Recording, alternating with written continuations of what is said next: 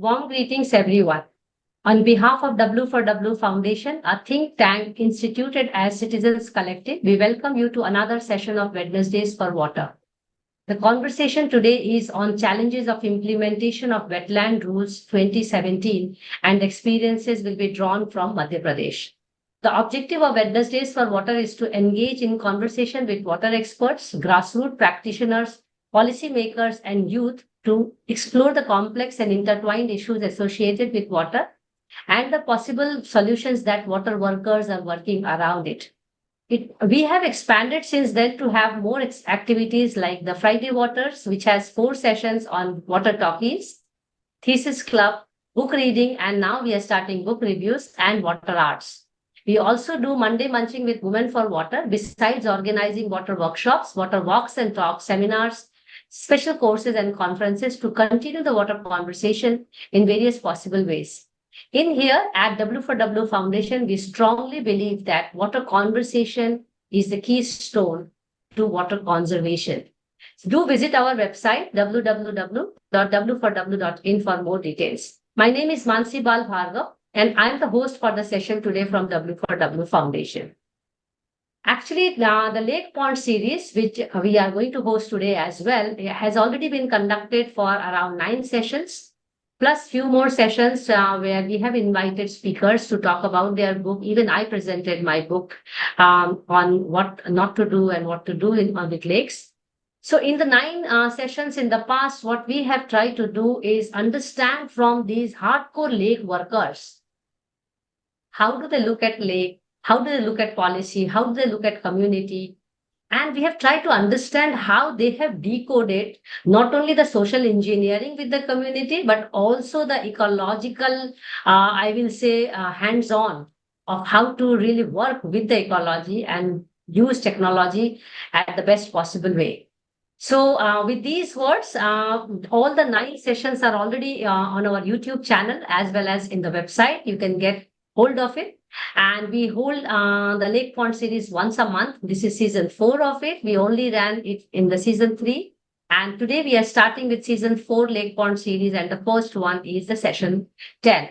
And today, as I mentioned, today we are going to look at the challenges of the implementation of Wetland Rules 2017. And Wetland Rules earlier was also there, and experiences from Madhya Pradesh. And to do the honor for the session today, we have Lokendra Thakkar, a very dear friend of mine, as well as long-term friend, I'll say, and a hardcore wetland, I will say, dedicated person who hails from Environmental Planning and Coordination Organization, which is abbreviated as EPCO, which is another pioneer organization which started a long time ago with Bhoj Wetland Project. So before I invite Lokendra to speak on the subject itself, first of all, thank you, Lokendra, for agreeing to do this session and also adjusting with the schedule change because of my unavailability. So thanks a lot. So before I invite you to speak on the subject, let me just briefly introduce you to keep it on record as of today. So Lokendra Thakkar has been working in the field of environment, sustainable development, and climate change for the last 37 years. Presently, he is State Coordinator of the Government of Madhya Pradesh State Knowledge Management Center on Climate Change at EPCO, Department of Environment of the Government of Madhya Pradesh. As a director, he is in charge of the State Wetland Authority. He is also the principal at EPCO Institute of Environmental Studies and the Department of Environment. Lokendra is a fellow of the internationally prestigious fellowship program LEAD India from the cohort 6. He is also lead presenter and mentor of Mr. Al Gore's Climate Reality Movement. A broadcaster and communicator by aptitude, Mr. Lokendra has been actively associated with broadcasting as news reader and anchor for more than 27 years.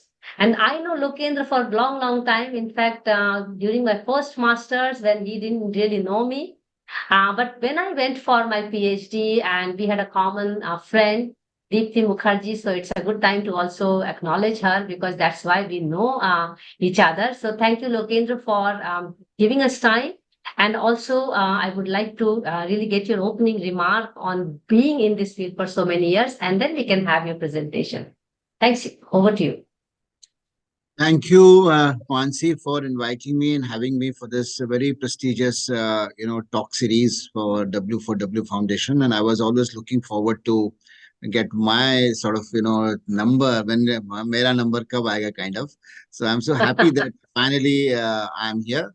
And thank you very much. And it's very interesting. I mean, I've been watching your work and your passion for water and wetlands and women's and gender issues. So happy to be here. And today's presentation, I mean, I'm sort of speaking from my experience practicing the wetland rules. So it would be not only talking from the books or from the papers, but also from something very, hands-on kinds of an experience on implementing the wetland rules. So that is what I thought that it should be. And at this time, because 2017, the wetland rules came into being, and it's already about 7 years, and now there is a talk to sort of review and revisit the some of the provisions of the wetland rules. So it's good that what are the practical challenges that one keeps facing in implementation. So that's what I thought. I would like to speak on this particular subject. Yeah. So that's why I So, think. Yeah, yeah. please. So do you want me to share the screen then? Yeah, you can, please. Please confirm if you see the screen. Yes, I am able to see it. Okay, wonderful. Just let me know when you have wish to move the screen, okay? Yeah. Yeah, So I think this is go the ahead. title, Wetland Rules 2017, the kinds of implementation challenges one is facing and encountering. And I think I'm speaking from on behalf of all the state authorities. They must be also be facing similar kind of challenges, or maybe some issues. So although my experience is limited to Madhya Pradesh, but I think it's more or less generic. So that's the topic I've chosen for today's discussion. Next slide, please. So the sequence of the presentation is as such that we'll discuss about the context and India's journey and efforts in wetland conservation. What are the background of the wetland rules? The salient features of the Wetland Rules 2017, the report card of the MP Statement Authority, what we have been able to achieve in last 3-4 years, the challenges that I'm talking about as far as the implementation of the wetland rules are concerned, the kinds of amendments that one would like to see and suggest in the wetland rules, and then followed by question answers with the participants. So this is the broad structure of today's presentation. Next, please.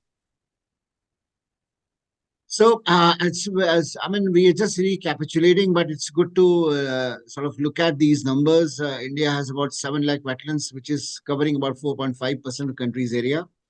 And in the last 3 to 4 years, 36 new wetlands have been declared as Ramsar sites, which is a huge, huge achievement of the country as such. I mean, I won't talk about any one single state or person, but it's a collective, cumulative achievement of the entire country, where we see that about 36 new wetlands have been declared as Ramsar sites. The total number of Ramsar sites in the country is 82, and it is counting. We have a target, the Government of India, Ministry of Environment, Forest, Climate Change, and the Wetland Division has taken a target to make it 100, and which is, I think, very well within the reach. The Government of India has a very special scheme for Ramsar sites, which they call Amrit Dharohar, and the wetland rules came into being in 2017, which is the very important legislation for ensuring the conservation of wetland and different lakes spread over in the entire country. The rules, as we know, is part of the Environment Protection Act 1986. The good thing about the rules is that all the Ramsar sites are protected under the wetland rules. The Government of India also have a national wetland portal, and there is a wetland atlas. Then there is a very important campaign the Government of India ran for the last year and a half, which is on the Save the Wetland campaign. And it talks about ground truthing of the wetlands, the carbon assessment of the potential of the carbon that the wetlands are storing, the integrated management plans, the wetland mitras, the health cards. So there are important areas where the Government of India is making headway, and all the states are contributing. And this has been one of the most successful wetland campaign in the last year, and I think there is a new version of the wetland Save the Wetland campaign is coming up with more ambitious targets coming up. The wetland city accreditation is very important. There are 20 or 21 countries, if I am not wrong, where the cities have been accredited by the Ramsar Convention as wetland city. Unfortunately, India hadn't had any proposal or any city which is known as wetland city. And this challenge came to us in Madhya Pradesh, and we taken the task, and we prepared the proposals for Indore and Bhopal. Thanks to our partners, I would like to acknowledge here the Wetland International South Asia. They extended a hand to develop these two cities proposal, and Udaipur also is there. The three cities' name have been forwarded to the Ramsar Secretariat for declaring them as a wetland city. There is some process going on. Soon we will have the good news to have these two cities in Madhya Pradesh declared as wetland city, which I think is a very important milestone, however symbolic it may be. But it is important to know, to declare, because Bhopal is always known city of lakes, which is a good tag. But now it is officially wetland city, and there are not many wetlands notified under the wetland rules. If I am not correct, the numbers may vary, but they are just in hundreds, if not thousand. So they have already been notified under the wetland rules. And good thing is that this year's World Wetland Day 2024, hosted by India at the Sirpur Indore. These are some of the very few important conservation efforts the government of India and all these states have taken in the last 3-4 years. So I thought let us recapitulate all these things. Next, please. So, I mean, I don't think that I need to speak much on this particular slide. Most of us who are participating in these discussions are aware about the definition of the wetlands, which is very well defined in the rules and in the academic books. This means an area of marsh or water, whether natural or artificial, permanent or temporary, with water that is static or flowing, fresh, brackish, salt, including areas of marine water, the depth of which at low tides does not exceed 6 meters. There are certain things which are not included, like river channels, paddy fields, human-made water bodies, tanks specifically constructed for drinking water, structures specifically constructed for aquaculture, salt production, recreation, irrigation, blah, blah, blah. So these are some of the things which are not covered. So this is just to recap and understand, revisit the definition of the wetland, because we are going over the period of next hour and a half. I think we'll be discussing more about the wetland. So let's be clear what wetland means to us. Next, please. So Ramsar Convention, again, I don't think we need to repeat, but it's an intergovernmental environmental treaty signed in Ramsar, city of Iran in 71 under UNESCO. Demands national action, international cooperation for conservation of wetlands and wise use. This is the most important term, and I think we'll understand what wise use means. Ramsar site is wetland designated to be of international importance. Currently, more than 2,500, I think 3,000 something. I mean, the numbers again, I may be wrong, but more than 3,000 wetlands are already in the international level, globally are recognized as Ramsar sites. As I said, India has 82, and Madhya Pradesh has 4 Ramsar sites, and 2 are in the offing. Next, please. So coming back to our topic, the wetland rules. As I said, wetland rules were formulated in under the Environment Protection Act of 1986.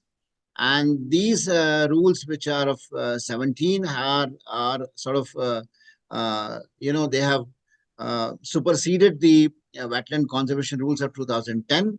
And there are views of both sides that people think that 2017 rules have been diluted, they have been watered down. 2010 rules are much more stringent. But these are all academic discussions. Now we have the 2017 rules, and which are, to me, is still effective. They are working. And there are many success stories where the honorable courts and honorable entities have passed orders on these rules. So I don't know, 2010 I have not studied much, but even 2017 rules, in whatever way they are still effective and working. As part of the state sort of wetland rules, state wetland authorities have been constituted. Rather, they are deemed to be constituted under the rules. And one of the important, objective of the rule is to conserve wetlands using the principle of wise use. Next, please. So these are some of the, because now I'm getting into the our main discussion for this evening, that what are the challenges of the implementation of the wetland rules. So before we get into the real hardcore challenges, I think it's important to understand what are the powers and functions assigned to the state wetland authorities, because these are the works given to us, and how easy or difficult it may be, or challenging it may be to enforce. So let's understand what are the powers and functions of the state wetland authorities. First is to ensure enforcement of these rules. How do we enforce? Do we have the wherewithals? Do we have the paraphernalia? Do we have the, all kinds of infrastructure resources? We'll discuss. We are to function as nodal authority for all wetland specific authorities.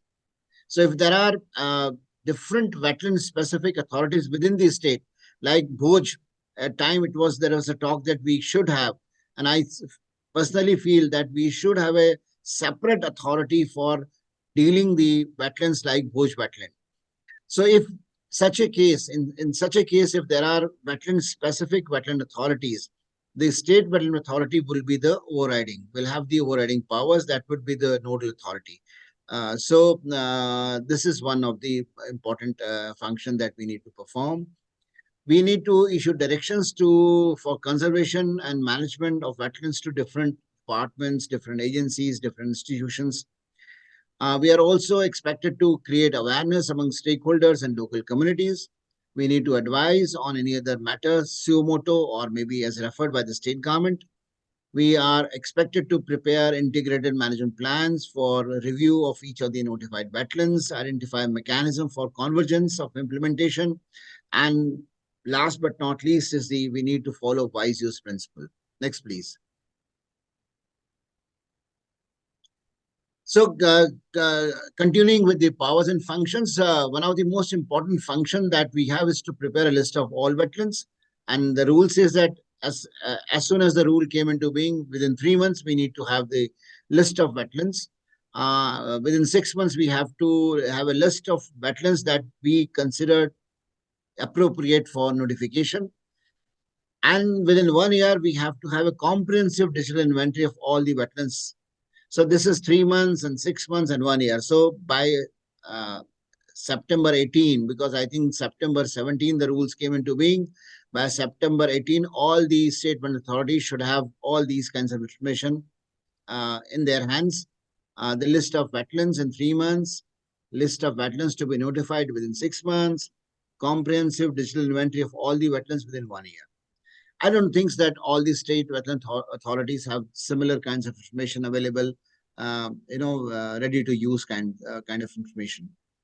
Then we also are expected to recommend identified wetlands for regulation based on their brief documents. This is one of the most important aspect of the rule, that each and every wetland will have to have a brief document. These brief documents are said to be brief, but they are not brief. They are very elaborate. It contains lots of information, lots of maps, and lots of suggestions, and in terms of what kind of activities are prohibited or permitted or regulated. Then we have to develop a comprehensive list of activities, which I just talked about, regulated, permitted, for notified wetlands and their zone of influence, and strategies for conservation of wise use. I'm repeating again and again, this is the key term and spirit of the rule, wise use. This is also the spirit of the Ramsar Convention, ensuring wise use of wetlands. Next, please. So our rules are applicable for whom? So they shall be applicable and they shall apply to the following wetlands or wetland complexes, such as wetland categorized as wetlands of international importance. As I said, Ramsar Convention, all Ramsar sites rules are applicable. Wetlands as notified by the central government or state government. So other than Ramsar sites, as we have discussed earlier, we have to have a list of wetlands that we want to notify. And as per the provisions of different sections of the rule and guidelines, a wetland has to be notified following the certain legal procedure. On those wetlands also, the rules will be applicable. The rules shall not apply to the wetlands falling in areas covered under the Indian Forest Act or Wildlife Protection Act or Forest Conservation Act or State Forest Acts. So any wetland falling within the forest areas are excluded from the jurisdiction of the state wetland rules. Next, please. So just to recap again, what is the definition, standard definition of the wise use? And this is, I think, inspired and drawn from the Ramsar Convention. So it says that wise use being a principle for managing wetland ecosystems, which incorporates sustainable uses, such as capture fisheries at subsistence level or harvest of aquatic plants as being compatible with conservation if ecosystem functions such as water storage, groundwater recharge, flood buffering, and values such as recreation, cultural are maintained or enhanced. So in nutshell, the sustainable use of wetland should lead to maintenance of its ecological character or enhancement of its ecological character. If any activity which is detrimental to the ecosystem services provided by the wetland is not a wise use. So we'll look at what is not a wise use. Next, please. So this is a list of laundry list of activities which are not considered as wise use. I don't want to read out all, but basically any activity which leads to adverse changes in ecosystem. So there could be many. You can read, you can understand, but it's very simple. Any activity which is causing adverse impact to the ecological character of that particular wetland ecosystem is not wise use. Next, please. So these are some of the, this is very important. These are some of the prohibited activities as mentioned in clause 4, section 2 of the wetland rules, which defines the prohibition. Any kind of conversion of wetland into a non-wetland use, including encroachment of any kind, is prohibited. Setting up of any industry and expansion of existing industries is prohibited. Manufacturing or handling or storage of disposal of construction, demolition waste, solid waste dumping, hazardous waste, electronic waste, all kinds of waste.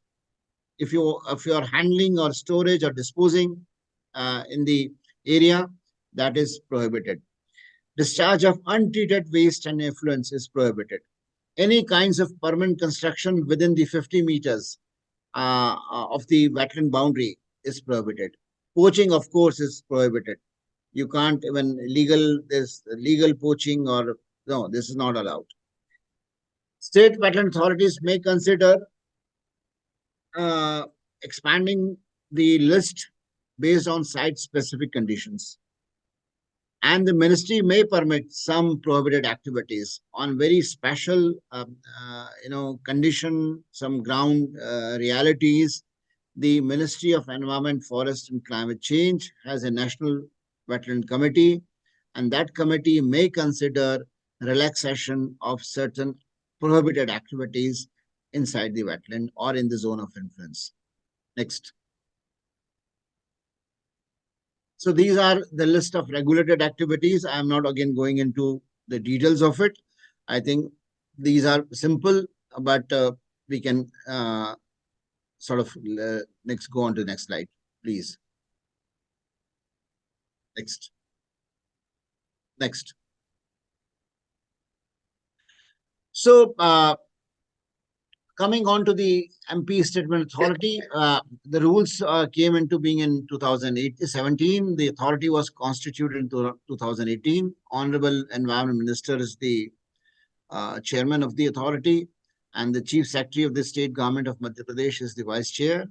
And the additional Chief Secretaries and Principal Secretaries of stakeholder departments are the members of the authority as prescribed in the rules. And then there are expert members and co-opted members, which are drawn from government or civil society. For Madhya Pradesh, Executive Director of EPCO is also the ex officio member secretary of the authority, and EPCO functions as the secretariat of the state authority. Next, please. So these are some of the list of broader achievements that we have been able to sort of get in the last 3-4 years. So we convene 3 meetings of State Authority. The 4th meeting is proposed. We have the Technical and Grievance Committee, which was reconstituted. We have meetings at regular intervals.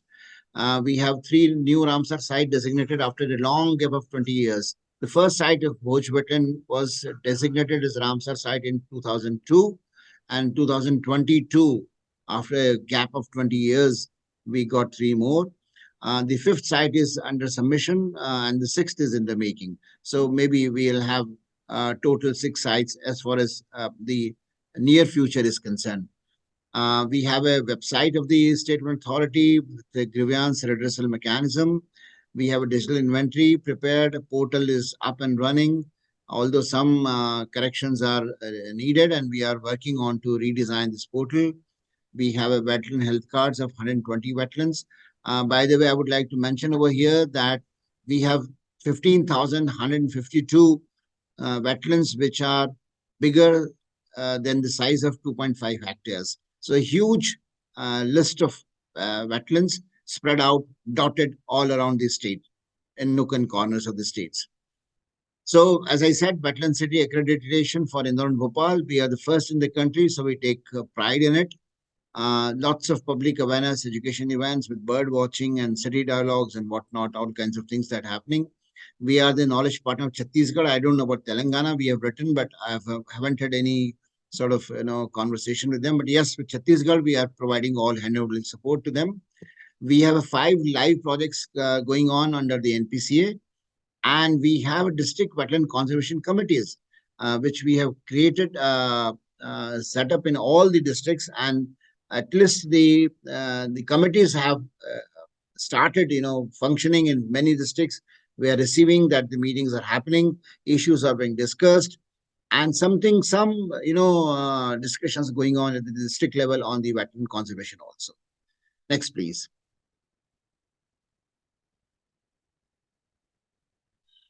So this is the slide that I think everybody is looking for, and I'm also keen to speak on.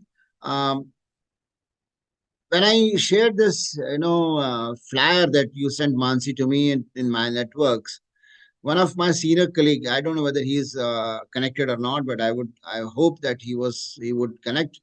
Dr. Nandi, I can mention his name. He's a senior colleague and mentor. And he said, why have you used the word challenge? It is the government, act is promulgated by the government, authority is controlled by the government. Why should you have any challenges in implementation? So I said, yes, the rule is sort of promulgated by the government of India and state governments. The authority is controlled by the government, but still there are many practical challenges that one is encountering, and I would like to list out, because it's not simple to promulgate or to launch a new set of rules. It is the practical life. There are many issues and challenges and difficulties that one faces. So therefore, I would like to sort of discuss with my own experience. First is that wetland is by nature multi-sectoral, multi-stakeholder subject. It is not just one. It's like an elephant, and everybody sees elephant from its own perspective, from its own angle, from its own experience, from its own interest. So it is very difficult when subject like environment, biodiversity, climate change, wetlands, they are discussed. Everybody has its own, views, interest, perspective, and therefore the problem becomes more complicated than simple. Wetlands are no exception. They are also suffering from the same kind of, challenges.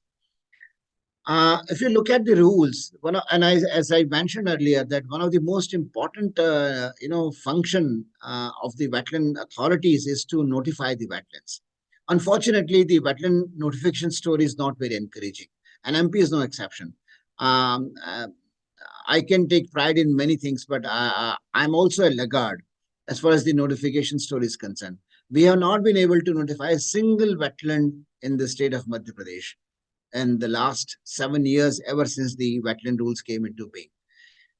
And I keep asking myself, and I keep looking and brooding over the subject as to what is the reason we are not able to notify a single wetland.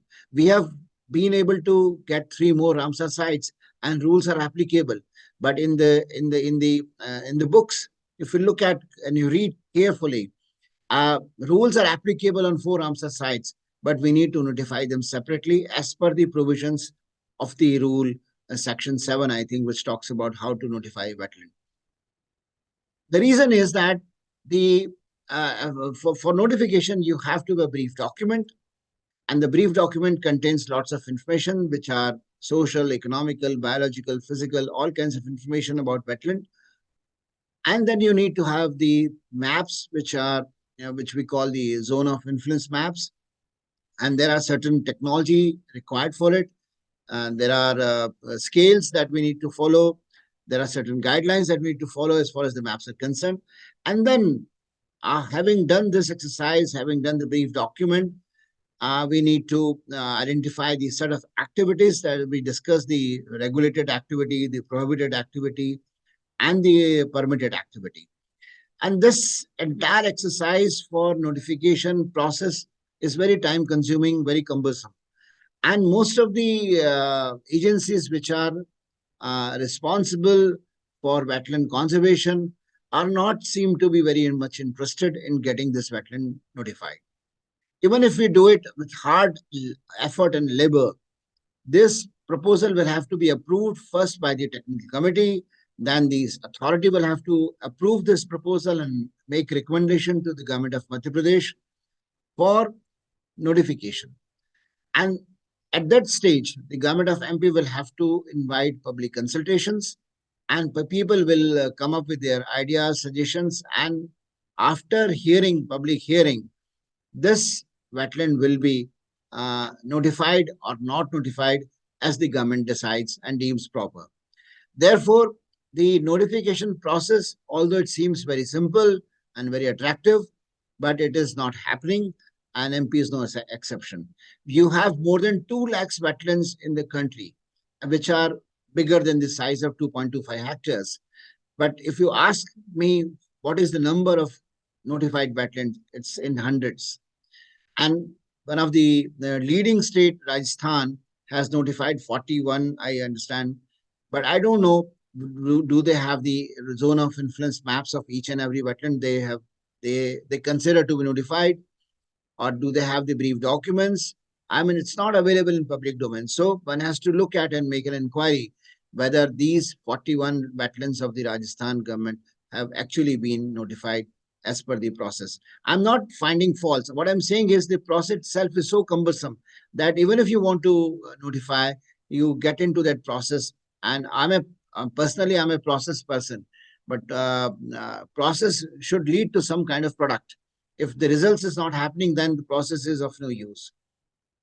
This is my absolutely personal, I'm putting on record, I'm speaking in my personal capacity. So don't take me wrong. Don't make any mistakes. This is Lokendra speaking only in personal capacity. Wetland authority meetings are not happening as defined the rules. This is one of the challenge, because rules ask that authority should meet at least thrice in a year. In reality, it is meeting once in 1 year, which is also an achievement. So there is something need to be looked at. We need to the frequency of meetings of the wetland authorities. Either we amend our rules or we start meeting very frequently as the law demands. But it's not happening. Wetland rules, as other environmental rules and acts, are seen as blockers. We are like beta blockers, kind of.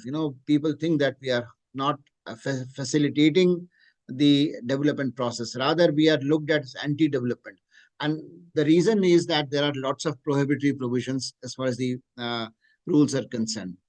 This is good for wetland, but we are not concerned.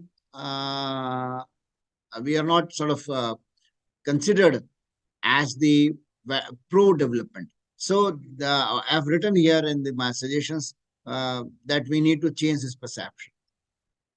Coordination nightmare. Because, as I said, wetland is by nature multi-sectoral, multi-stakeholder subject. So you need to coordinate with many, many departments, many stakeholders. And coordination, excessive coordination leads to subordination. This is my experience of my life. So if you start coordinating, you become subordinate. To what extent one can coordinate? And there are many conflict of interest, interdepartmental conflict of interest. So one department has certain, competing demands, overlapping concerns. They want something from the wetland, other department may have other views. So there are lots of interdepartmental conflicts as far as their interests are concerned. We also need some clarity on some of the clauses of wetland rules. I'm not going into the specifics of it, but just give an example. There is a term called concerned department. This is mentioned in the wetland rules.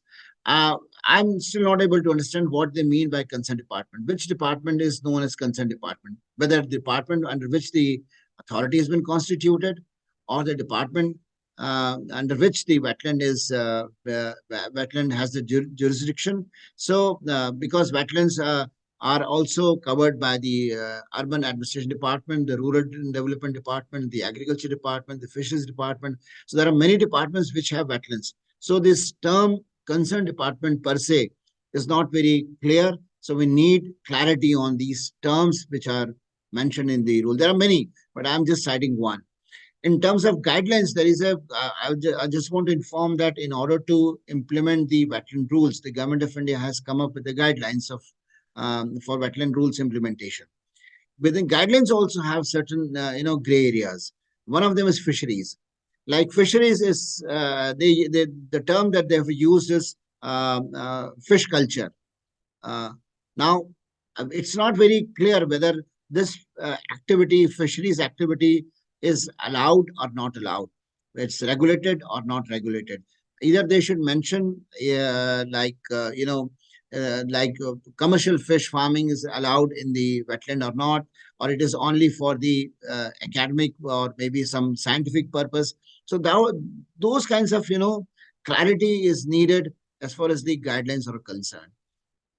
The list of regulated and permitted activities also needs to be visited again, because there are many activities which are happening or which should be allowed to happen, but they are not mentioned in the list. Therefore, there is lots of issues cropping up, and it's becoming more and more day by day, becoming challenging for us to take a call whether we should allow this activity or not. Stakeholders are interested only in drawing wetland ecosystem services, but not interested in its conservation. This is the most important thing, very close to my heart. Wetlands, as I said, is everybody has a claim on the wetland. Everybody takes a claim that I can draw these kinds of ecosystem services, be it water or fisheries or some kinds of agriculture practices, irrigation, drinking water, tourism.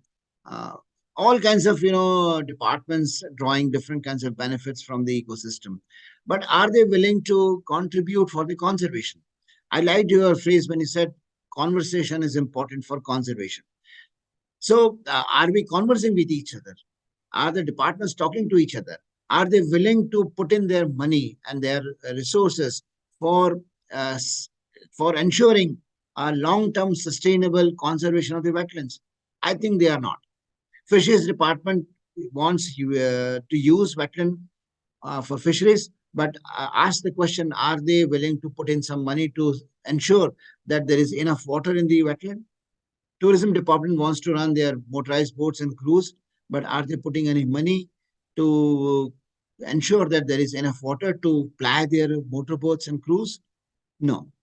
Nagar Nigam is drawing huge amount of water for drinking water supply for the people. Good, nothing wrong about it. Ecosystems are meant for sustainable use. You can draw, but are you putting equal amount of money for conservation of the wetland? Perhaps not. So these are some of the important issues. If you want to implement the wetland rules, you have to take everybody on the same page. Everybody has to contribute and see that how the sustainable use of wetland ecosystem services are available to us. At the same time, wetland also is, ecological character of the wetland is also maintained. If you look at I mentioned the slides of powers and functions. There are many activities. The title says powers and functions, but I hardly see any power for the wetlands. All the activities and all the text reads is basically functions and activities and duties, but not a single power to the wetland authorities. If there are no powers, how can we actually implement? People will say that you draw your powers from the acts, but I think it would be always good to mention what kind of powers the state authorities can actually adjudicate. They should be mentioned in the rules. Last but not least is the train and qualified manpower and staff, professional people available in the wetland authorities. Mind you that wetland authorities have been constituted by the Government of India as per the wetland rules, but there are no financial assistance available to the authorities. It is for the state to support the authorities, not the Government of India. So all the wetland authorities are struggling for funds. If they are not supported financially or human resource wise, then it will be very difficult to execute and implement the wetland rules. You have to empower wetland authorities with not only legal powers, but also with finances and also with human resource. And as you see, 2-3 people sitting in Bhopal or sitting in any state capital where the authority is functioning, and there are thousands and thousands of wetlands across the state, and there are no field functionaries, there are no people working for you at the state level or district level or Gram Panchayat level. It would be very, very difficult to maintain, to coordinate, to monitor as to what is happening to your wetlands. So these are some of the major implementation challenges that I personally have encountered and I've personally faced. There may be different experiences from different states. I don't discount them, but these are some of the experiences that I am sharing with you. Next, please. Is there one suggestion slide, or is there a slide? Have jumped? No. Next. Don't go after. Before thanks.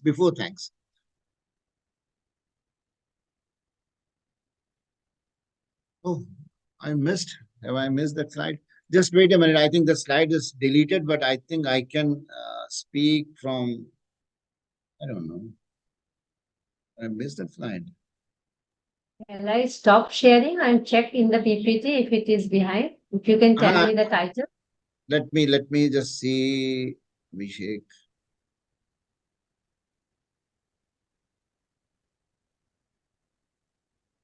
Suggestions for amendments. I have a slide here.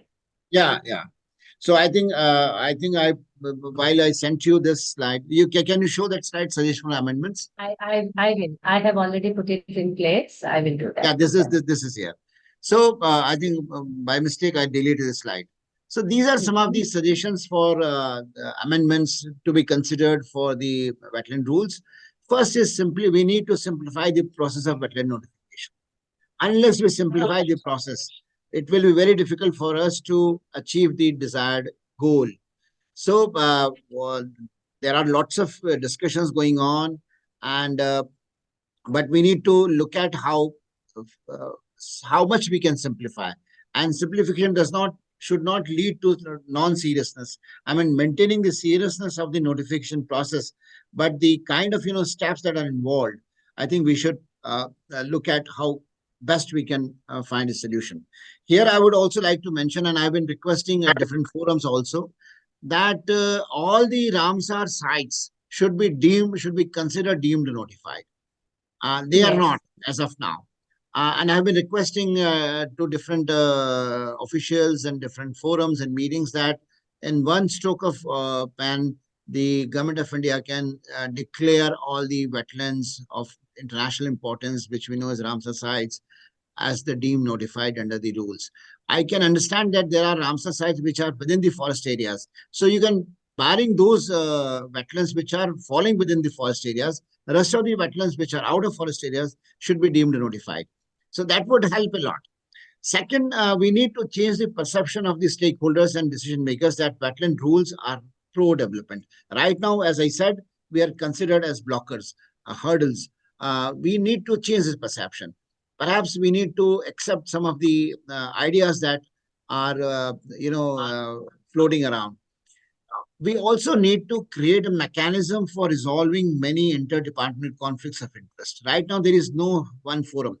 State Wetland Authority can be a forum where the interdepartmental conflicts can be discussed and issues, but that is a regulatory, a quasi-judicial authority. Uh, uh, for resolving these kinds of departmental conflicts of interest, I think we need a more informal forum, not the legal forum, maybe formal but not legal, where we can discuss all these issues and thresh it out. We also need to look at the governance pattern of the Wetland Authority. Right now, it is headed by the Honorable Minister of Environment. Um, I think my personal suggestion is that the authority should be headed by the Chief Minister, because once the Chief Minister has any authority, then everybody falls in line. Right now, it is a departmental activity. It's considered as the environment department activity. Therefore, other departments are not very, I won't say serious, but they have their own, business and priorities. So it doesn't get mainstreamed. It doesn't get integrated into their activities. So if you want to integrate the wetland conservation concerns in other departments' policy and programs, we need, my personal suggestion is that the State Wetland Authority should be headed by the Chief Minister, as we see in the Wildlife Board. The Wildlife Conservation Board is headed by the Chief Minister, and you see the kind of importance and priority it gets. Wetlands are not getting those priorities. As I said, we need to bring clarity on some of the clauses of wetland rules, which we discussed earlier, so I need not to elaborate again. Payment for wetland ecosystem services should be made mandatory, because, as I said, many departments, many stakeholders are drawing benefits, but they are not paying in kinds or in coin. But we need to make them pay for it. Unless people pay for it, unless departments and agencies pay for the ecosystem services that they are drawing, they will not have any interest in its long-term conservation. As long as we draw the benefits, the गाय से दूध निकालते रहो, जब गाय दूध देना बंद करे तो छोड़ दो उसको. That is not the attitude that is going to work. If you want if you want to milk the cow, then you have to see that cow is also, healthy and maintained in a sound, healthy system. We need to clearly define powers for the state authorities. There are no punitive measures given to us. We can't take any action against anybody. So it will, all the matters of dispute where the wetland authorities are not able to take any actions are finding, solutions in the legal. They are taking legal recourse. Everybody, all has to go to the NGT or to the Supreme Court or the High Court. So most of the cases are being decided in the legal arena, in the honorable NGT and High Courts and Supreme Courts. Some of them can be decided or taken decisions on in the wetland authority meetings. We need to create a cadre of wetland professionals. There are many universities, I'm told, that they used to run programs and courses on wetlands, but they have stopped. Not many people are interested in it, although there is a renewed interest of the government of India and the people and the stakeholders for wetland conservation. But we are not getting qualified people in this particular subject. And finally, we need to create a very effective strategy for proactive engagement of citizens. I'm happy that there are many instances for where people's voice have been listened to, they have been addressed, and civil society can play a very strong role. But for us at the state authorities, in order to implement the wetland rules, we also need to have a very structured, effective strategy for engaging with citizens. So this is what, in a nutshell, I want to say.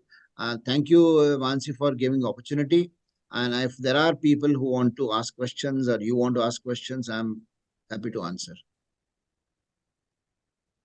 Thank you so much, Lokendra. I think it was one of the most intensive and I will say comprehensive way I have really learned about the challenges of wetlands rules because we see them, we do realize that there is an issue in managing them, conserving them, but we don't know what are the issues. I mean, as a practitioner myself, an educator of it, I also feel many a times the challenge of really not being able to understand the nuances of it.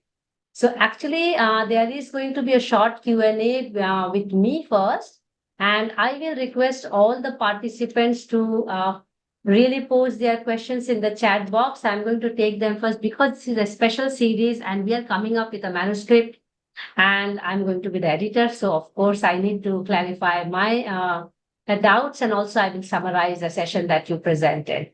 So meanwhile, all the participants are encouraged to put their questions in the chat box. So I will start with the last recommendations where you have talked about and beautifully laid out and the very reason of notification that you mentioned. I think one thing which we have not realized, and I'm putting my head into it, which I should not usually, but I want to have my question from there. I think when we have made this even National Lake Conservation Plan, which is now an NCPA, and the wetland rules, the transaction cost to do anything is not factored into the budget of the authority. And I want to give an example here. For example, as you mentioned, if we can reduce a notification process and we make a de facto situation. So let's say all the Ramsar sites become naturally should be notified through some means. We will reduce the transaction cost of notification, not only in terms of the process, but also in terms of time. And that will make the conservation activities run faster. So in here, we can reduce the transaction cost. But then when we talk about somehow, you use a very nice word, but I'm not getting that word, but a mechanism to streamline the interdepartmental communication. And that will require a huge transaction cost. So on one hand, we can reduce the transaction cost, and on another hand, there will be increase in transaction cost. So my first question to you here, Lokendra, is on this very thing. I mean, how these interdepartmental meetings, whenever they happen, who initiates, how does it happen, what exactly goes in this meeting? And so that's one part of the transaction cost question. And if you can tell me if Ramsar site documents or Ramsar notification to India, is it having enough meat in terms of content to really put that in the paperwork of our governmental notification process, or we need to have a new approach for it? Over to you. So I will take your first. Sure. As far as the Ramsar site documentation is concerned, they do not ask for the zone of influence maps because in notification, Yes.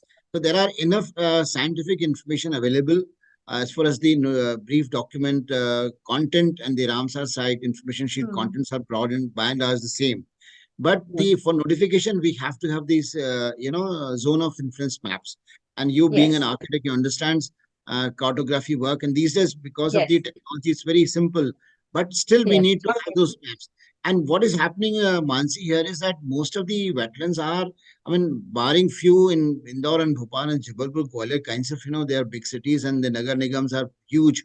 But most of the wetlands are in the smaller towns and tier 3, tier 4 kinds of, small villages and towns where the municipalities staff is not even sort of, ready enough, or they are not professional enough to be able to understand the kind of, requirements that we need for the notification.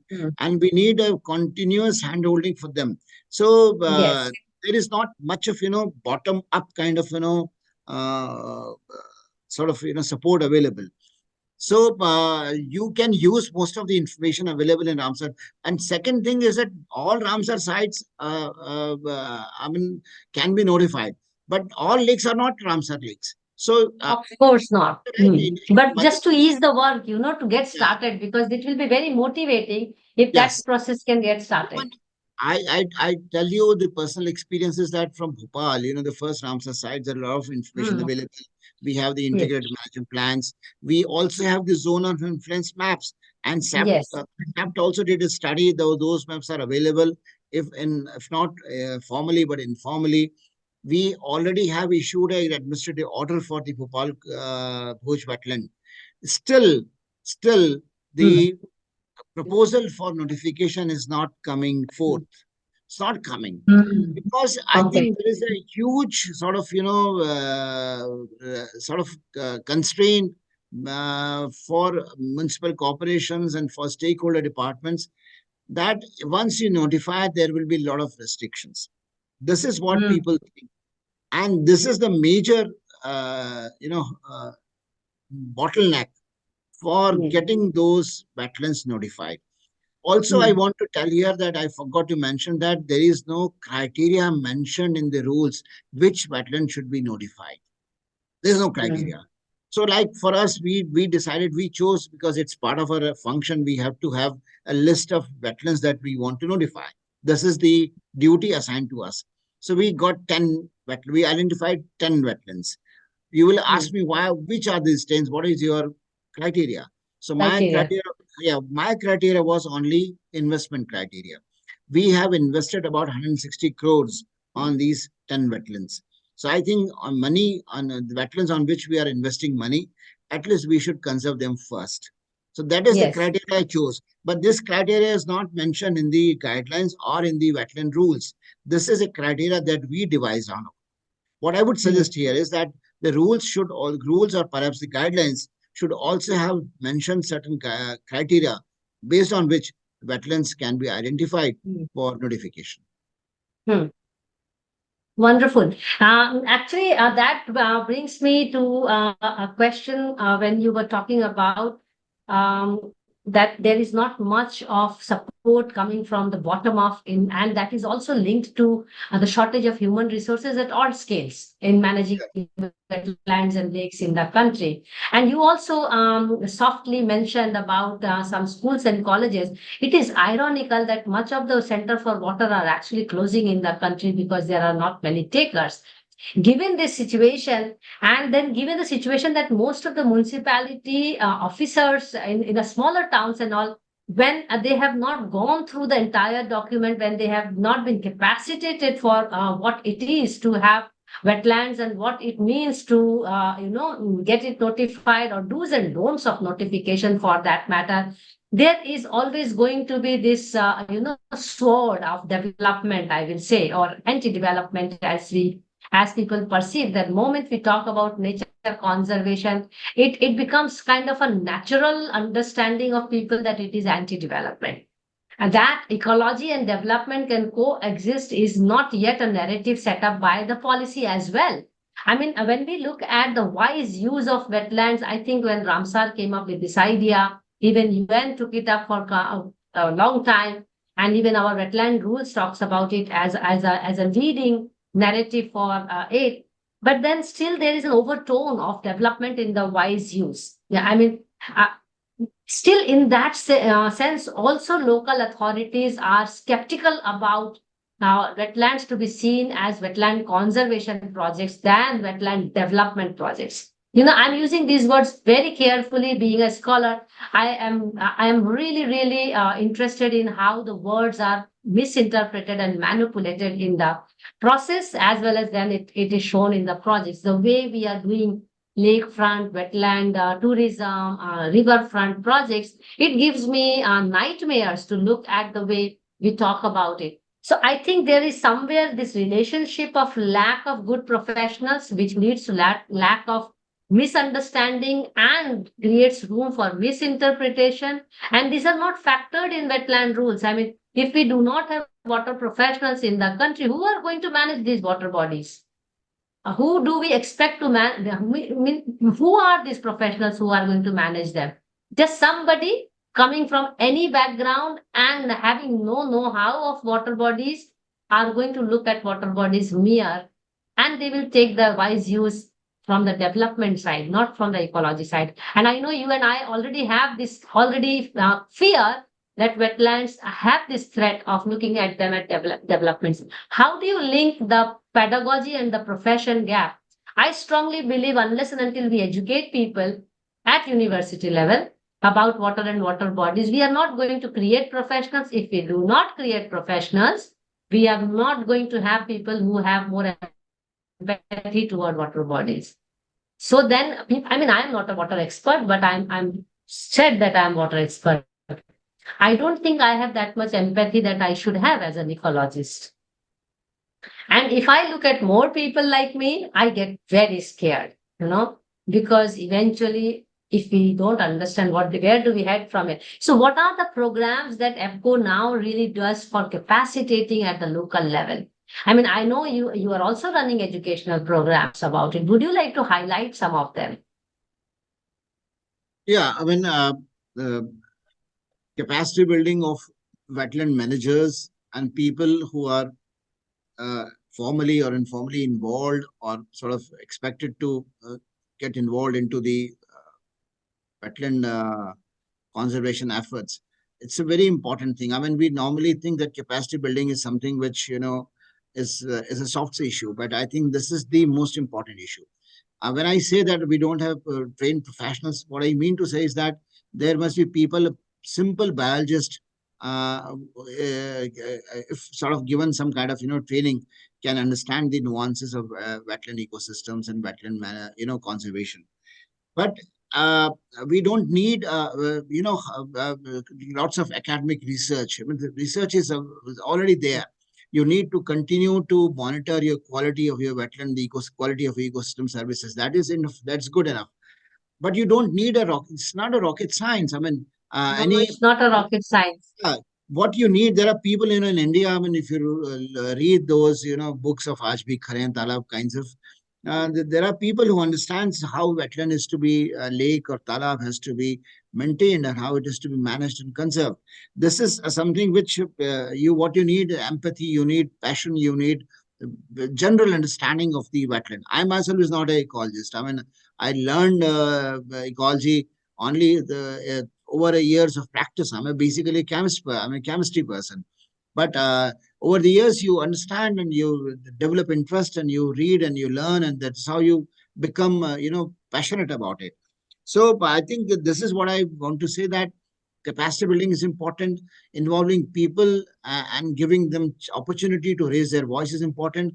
There are many issues. Recently in Bhopal, 2 days before, 3 days before, there was a proposal. I'm slightly digressing, but that kind of, willingness of important people's important, I just want to highlight. There was a project of housing coming up for some honorables. And it was said to be that there are about 29,000 trees are to be cut in order to execute that housing project, housing construction project for honorables. And there was a huge backlash of the society, civil society, and thousands of people and girls and women and childs and aged people, they all came onto the road and they started Chipko kind of in a movement. And the government has to withdraw that. Hello. Yeah, and request everyone to please put themselves on mute. Dr. Manoj, I'll just mute them. Just give me a moment. Dr. Manoj, if you may please mute yourself, and other people, those who are unmuted, please mute yourself. Manoj is already muted, I think. Manoj, mute her. There is okay.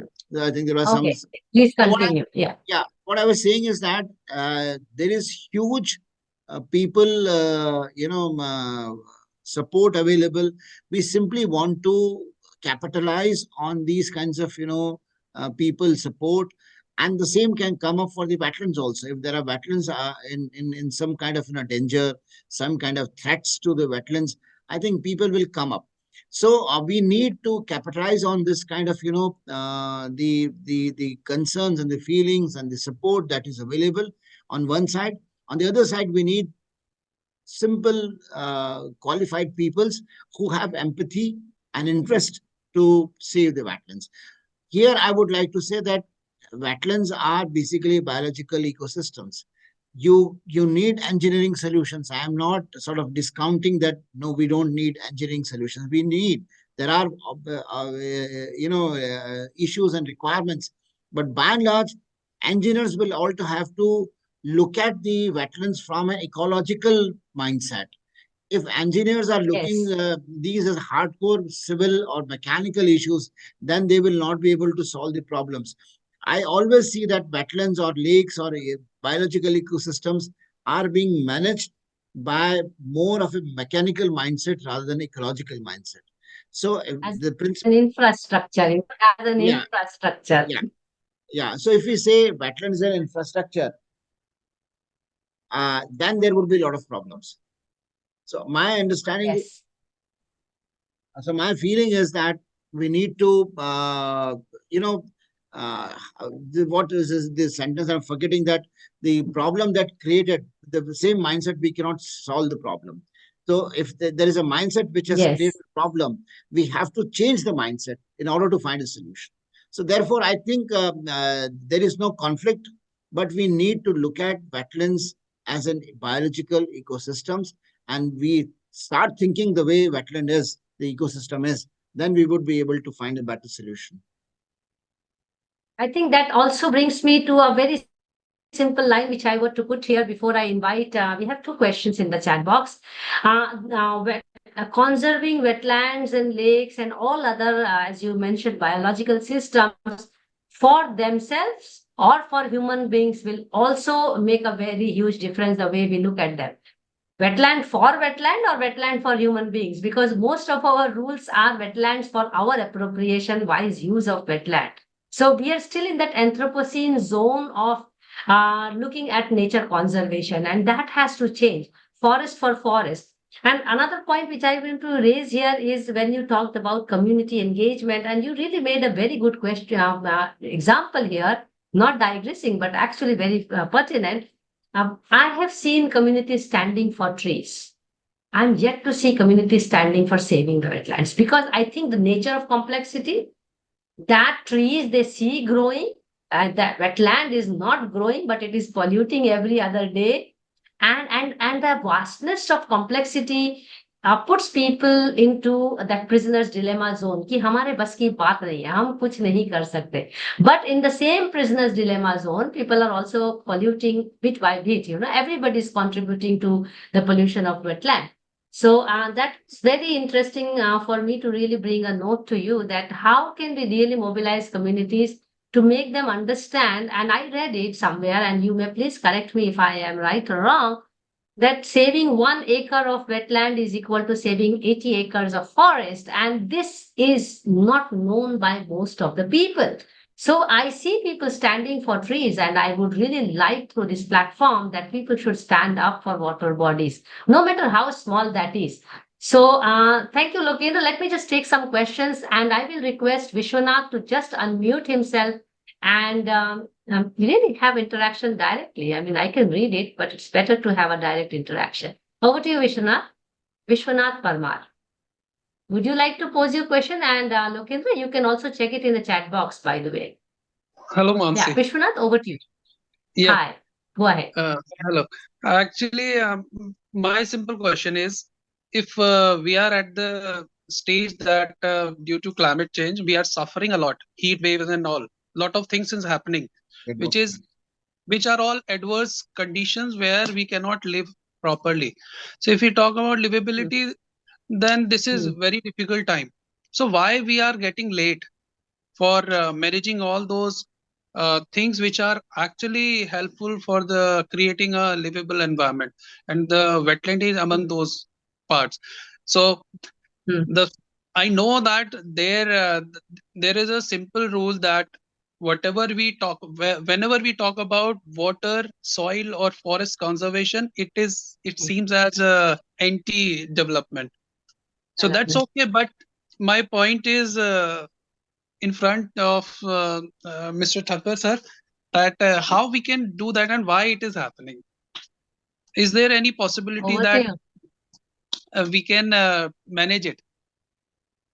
Lokendra, we have been breaking our head for 30 years on this question which Vishwanath is asking. Over to you. Because this is my because I am new to this sector. 2 years I am Yes. just entered here. So let's. Okay. Lokendra? So, Yeah. yeah, whatever I could understand from, there's a voice was cracking in between. So whatever I could understand from Mr. Vishwanath's, point is that why there is not sense of urgency. If that is, I think, point he is trying to make. And I won't say that there is no sense of urgency. The problem is so huge, so uh, enormous, and challenges are enormous. And so to say, the pressure of development is so enormous. I mean, again, I'm not getting into the definition of development, what is development or what is not, but whatever is in the common parlance, whatever we understand by the term development, is causing huge pressure on ecosystems, on environment, and wetlands are the most vulnerable ecosystem that I can see. Forests are very, very sort of hardy, and they're very strong enough to sustain. Unless you cut the trees, then it's okay. Otherwise, if you are not cutting the trees, the forest ecosystem is very, very strong enough to and resilient enough to face the impacts of climate change. But wetlands are not. And like you said, wetlands are much more important, and sort of in terms of the kinds of facilities and services they are providing. Look at the carbon. The wetlands store more carbon than the forest. This is very Yes. simple. Everybody knows it. And these days, everything is being talked in terms of the carbon, how much carbon it's storing, sequestering, or sort of emitting. So wetlands are the most diverse and most important ecosystem as far as carbon is concerned. But if you are not managing your wetlands properly, they can also become a source of emission, because the marshy lands have become source of That's the biggest damage. problem. So it is all the more important for us to mention the and take care of the wetlands. Therefore, my answer to Mr. Parma's question is that there is a sense of urgency, sense of seriousness. I'm not saying that there is no seriousness. Government is making all the efforts for conservation wetlands, but there are lots of competing demands and lots of pressures. So that is where the rules are there, and we have to sort of amend the rules also to make it simple. The ultimate objective of the rules and the state wetland authorities is to ensure how wetlands can be conserved. And I'm seeing in the last year and a half, I've seen many judgments coming from the honorable NGT, honorable high courts and supreme courts, where they have spoken, they have stood their neck for conservation wetlands, come what may. And there are orders after orders after orders which are ensuring and directing the various government departments to ensure conservation of wetland first. No, so to say, development activities.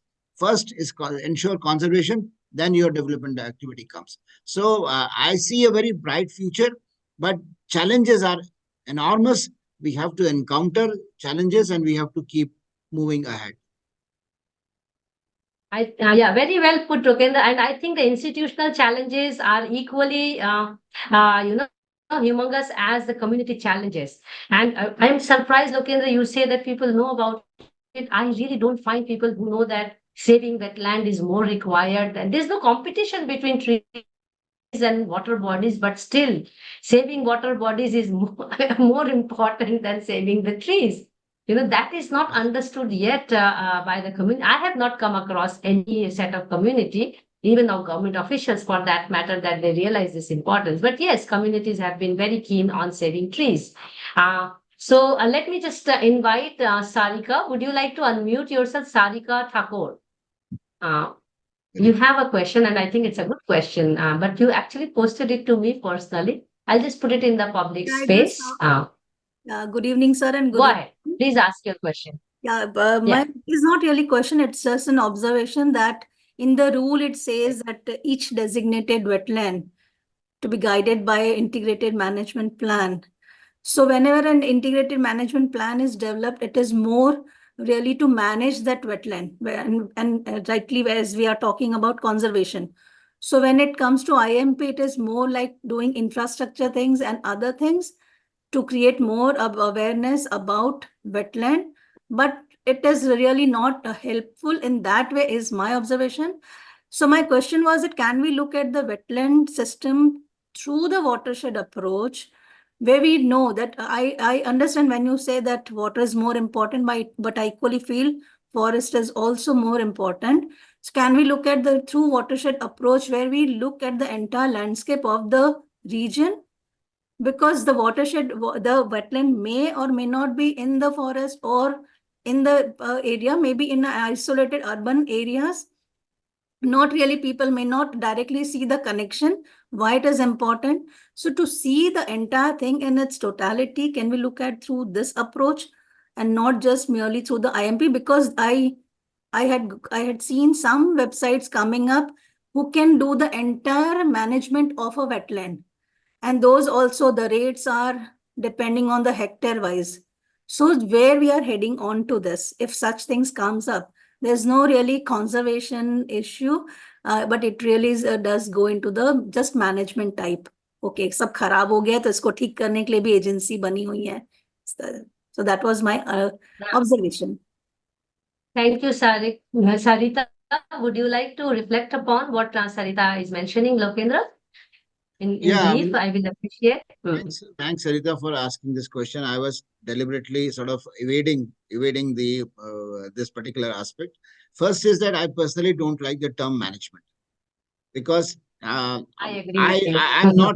I really don't like, and most of us in the environment sector, they use the term very frequently, and conservation management. This is I really don't understand how can you conserve through managing. So personally, I'm not able to accept the term management as far as ecosystems conservation is concerned. You need to bring your focus back to conservation. That I really agree.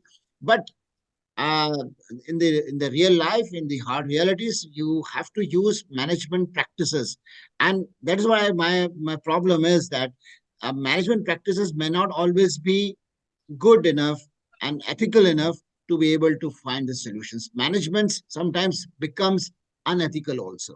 So I really have problem with this particular term management, but this is how the life is all about.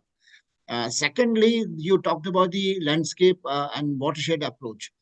Unfortunately, and that's what I'm saying, I was evading this particular aspect of the wetland rules, is that the entire wetland rules, Mansi and Sarita, there is not a single mention of the catchments. And this is the most poor and weak link. They have coined a new term called zone of influence, which is again which is very, very subjective. A catchment of a wetland is very objective. You and me cannot define a catchment. Catchment is defined by the nature itself. It's natural. It's natural. Physiographical. We don't define a catchment. It is the topography, the geography, the geology, the morphology of that particular area. That defines the catchment, and it is natural. But zone of influence is very subjective. And this is the development narrative, by the way. The development narrative. A development narrative. And this is how the problem arises. It is very subjective. So for a wetland like Bhopal, which is a catchment of about 360 square kilometer, which needs to be protected in order to save the wetland for centuries to come. It's already 1,200-year-old wetland. And if you want to continue this wetland for another 1,000 years, you have to protect this catchment. But what we have today, as my rule is, we have the zone of influence, which is much, much, much smaller area. Negligible. So therefore, you cannot ensure long-term sustenance of this wetland for the other generations to come. Therefore, a landscape approach, a watershed approach, a catchment approach is the only solution. But unfortunately, that word has been taken out of the wetland rules. So we are talk of. I link all. Go ahead. Now, what I'm saying, I link all these things with education. Yeah. So I don't mince my words, and I know that I'm speaking to I like you for this. But this is the problem is, and I was deliberately trying to be more diplomatic and do not mention this particular aspect. But I knew that at some point of time somebody will raise this issue, and I'll have to open my mouth. So I said. But I think if we want to Thank you. conserve wetlands, we have to have provisions to protect its catchment. Without protecting catchments, you cannot conserve wetlands at all. Thank you, Sarita. Are you? Let us take, yeah, I think go Sarita ahead, is. go ahead. Sarita, you agree with what I'm saying or not? Sarita. I do, sir. I knew that you will evade this question, so I posted it to Mansi. So Sarita is our devil's advocate in this session today. We have one more question, and I hope we will be wrapping it up as soon as possible. Abhinav Tyagi, if you are around and if you would like to unmute yourself and have a small interaction with the Lokendra. And I think I will have to take a call. And this will be the last question of interaction. Abhinav, would you like to interact, or shall I read your question? We generally encourage participants to interact with our speakers, and that's our strength of the session. Okay, let me just read it out. Why not government using wetlands as a wastewater treatment system for domestic wastewater treatment? Isn't it more sustainable and natural? I so much wish to respond to it, but Lokendra, it's your Okay, please session. do Go that. ahead. First, you go ahead and let me also read its response. First, go ahead. It's in the chat box. It's in the chat box. Abhinav, you have a very pertinent question, but I have serious reservation if we see wetland as a source of dump yard. I mean, and especially when we use it and tag it along that for the sustainability of the wetland. Let us remind ourselves that a wetland and a water body does not mean that it should have year-round water. That is the first understanding we have to have about wetland. I can give a full 1 hour course, by the way, but this is my show, so usually I am not speaking much. And importantly, I think we are using wastewater disposal in the wetlands and lakes because we have not have really planned or have not had much strategy to manage wastewater. Having said that, do we have enough wastewater treatment efficiently happening in the country? Let me tell you this, there's no city in the country which is having 100% wastewater proper treatment, tertiary treatment, and then disposing it in the water bodies. Given that situation, so I will say it's not that we are short of technology, we are short of land, we are definitely not short of water body. It is just that we are short of mindset and attitude to manage our waste. We have been doing terribly, bad in what solid waste as well as liquid waste. We wish to ignore them. We wish that waste gets evaporated, and unfortunately, wetlands become the silent place for us to just dump all of it. I am personally not in favor of dumping any kind of wastewater, solid waste in wetland. And if it has to be treated, and I will be very clear on that, that we should really be honest. The honesty which we show in water supply to ourselves, we have to show the same kind of honesty in treatment of wastewater to bring it back to the wetland. If we are not doing that, let me also tell you that we are extravagant in our water use in our cities. So more and more water supply we consume in the city, we are creating more and more wastewater, and we do not have actually a scheme for waste. Actually, all our urban cities are water surplus. We don't call it, but if you calculate water supply and wastewater, we are water surplus city. But unfortunately, our quantum of wastewater is way too high, and our fresh water is coming from outside. So cities have to just work on their wastewater. They don't have to work on their water supply. So why don't we put our money in the wastewater treatment? Why are we running for making river fronts and lake fronts and wetland, all those recreation parks? Why do we need to recreate ourselves to the wetlands and lakes all the time? Why don't we invest on ecological restoration? We are not. And that's where I am definitely not a proponent of wastewater disposal in the wetlands. And why don't every house does their wastewater? If unless and until every house knows how to treat wastewater, we will be abusing our water bodies because we don't know how much it takes to treat a wastewater. And that's why we consume more water. if we reduce our water consumption, if we reduce our way of producing waste, if we use proper kind of, by the way, domestic waste is a bigger problem than industrial waste. Let me tell you that as well at this point in time. And as I mentioned, I can keep on lecturing for an hour. Over to you, Lokendra. I really feel really hurt by this kind of approach of understanding, and not for Abhinav, but otherwise our understanding of wastewater. So, I mean, if I understood correctly, what Abhinav is saying is that we should use wetlands as a wastewater treatment systems for domestic wastewater. If my understanding is correct in his statement is, I would say that I would ask a counter question, like Bhoj wetland, where about 7 lakh people are drawing their drinking water from the wetland. Would it be proper for the city of Bhopal to allow the Bhoj wetland to be used as wastewater treatment system, where people are drawing fresh drinking water from this wetland? So how can you do that? Number one. What I can speak from his side is a devil's advocate kind of, is that in any case, the raw sewage is finding entry into the lake. This is happening despite all the efforts to arrest the sewage from various sources. There are many non-point sources from where the sewage is finding its entry, raw sewage is finding its entry into the wetland.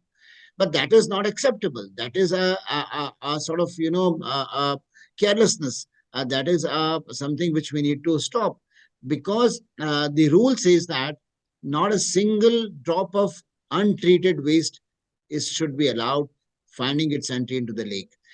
And the quality of the treated sewage, there are certain indicators and parameters. I'm forgetting what are the values. Yes. But there are values The defined. ABCD Yeah. by for Pollution Control Board. Yeah. So there are values defined for each different cities and different wetlands. And we have to obtain those values. And only after that, one can allow the treated sewage to get into the wetlands. So I think this is not a good idea.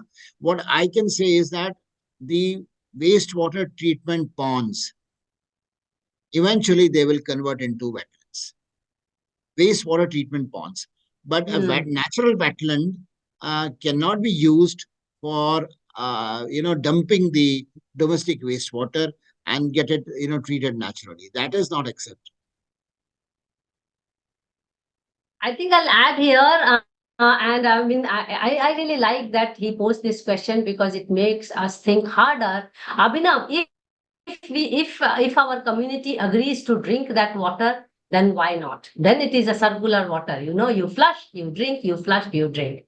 And in between, the treatment goes on both sides for supplying the fresh water and for disposing the wastewater. But that is not happening because we are getting water from somewhere else most of the time. Even now, Bhopal gets water from Narmada, which is so ironical, much of its water. And I wish to also put a case study here from Japan, Kashimegaura. If anybody happens to go there, we were there for the World Lake Conference, by the way, Lokendra. And for 3 days in the conference, we were drinking some wonderful water. And when we were taken to the fieldwork to Kashimegaura wetland, which is another UNESCO site, by the way, and then when we saw the water plant, we learned that the flush which we were putting in our hotel was coming to the treatment plant, and then it was getting to the lake, and the lake water was treated and it was bottled and it was served in the hotels and the conference. So unless and until we have that kind of strict way of having a circular water, we have been very good in water supply in terms of quality, offering it because of the fundamental right. Wastewater management is still not the fundamental right or duty of the citizen, and that's where we fail. So I think we can continue this discussion, but I have to take a call because it's nearly 90 minutes we have been having this conversation. And as the moderator of the session or host of the session, I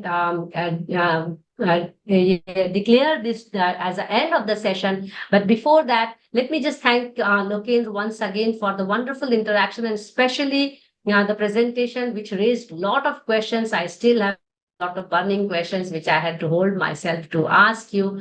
But thanks to all the participants here in Zoom as well as on YouTube.